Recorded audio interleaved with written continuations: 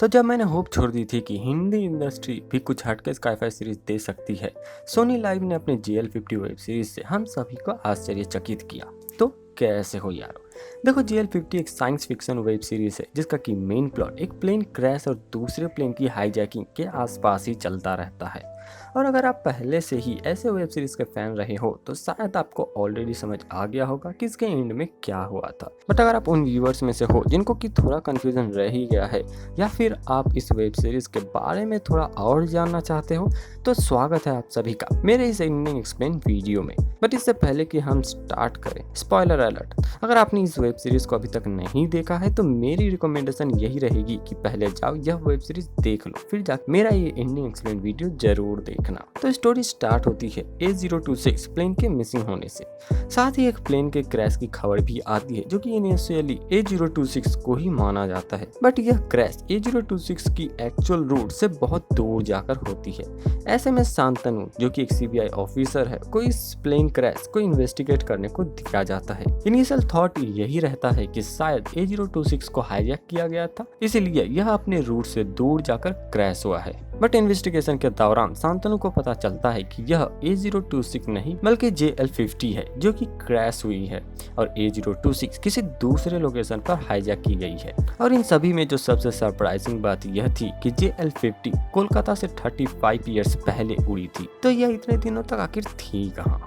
Plane के सारे passenger मर चुके हैं एक्सेप्ट बीहू घोष जो कि इस प्लेन की पायलट थी, और बीसी मित्रा जो कि एक फिजिशियन है और टाइम ट्रेवल के फॉर्मूला पर स्टडी कर रहे हैं। शांतनु और भी ज्यादा कंफ्यूज तब हो जाता है जब उसको प्रोफेसर दास, एक क्वांटम फिजिक्स एक्सपर्ट, बताते हैं कि यह एक टाइम ट्रेवल की केस है, यानी किसी तरह से JL-50 जो कि 35 ईयर्स पहले टेक ऑफ हुई थी, वह प्रेजेंट डे में टाइम ट्रेवल करके पहुंच गई है और क्रैश हो गई है। प्रोफेसर दास शांतनु को कहते हैं वह इस थ्योरी को प्रूव कर सकते हैं और शायद मोस्ट प्रोबेबली पास्ट में जाकर इस फ्लाइट को टेक ऑफ करने से भी रोक सकते हैं, जिससे कि JL-50 कभी उड़ेगी ही नहीं, A026 कभी हाईजैक नहीं होगी, और साथ ही साथ इन सभी कॉन्सिक्वेंस को भी नहीं झेलना पड़ेगा।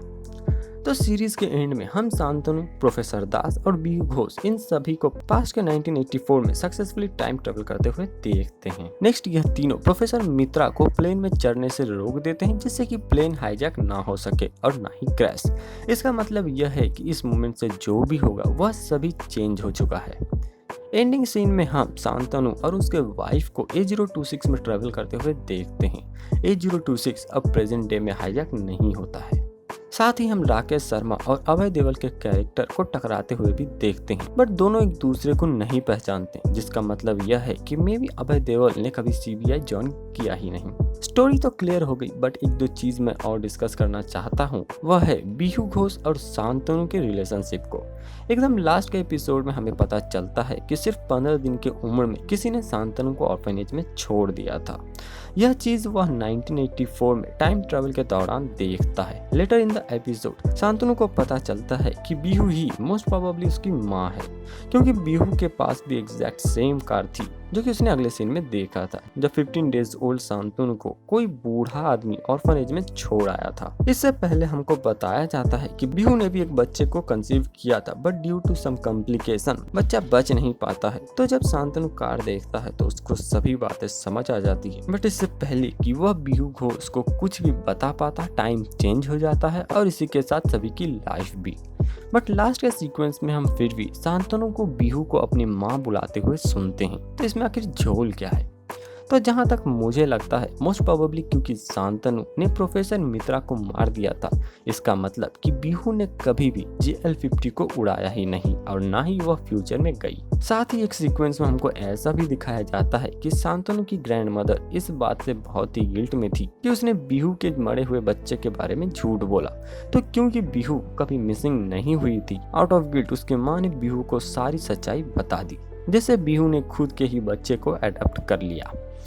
तो यह था सारा का सारा एक्सप्लेनेशन और discussion of this awesome web series JL-50। नीचे दिए गए कमेंट सेक्शन में बताओ कि आपको मेरा ये एक्सप्लेनेशन कैसा लगा। फ्यूचर में ऐसे explain video, reviews, fact video देखने के लिए सब्सक्राइब करो हमारे चैनल स्पिल रिव्यूज को। हम हर एक वीडियो के लिए बहुत ही मेहनत करते हैं, तो एक लाइक तो बनता ही है। मिलते हैं अगले वीडियो में। जय हिंद, सबक खैर।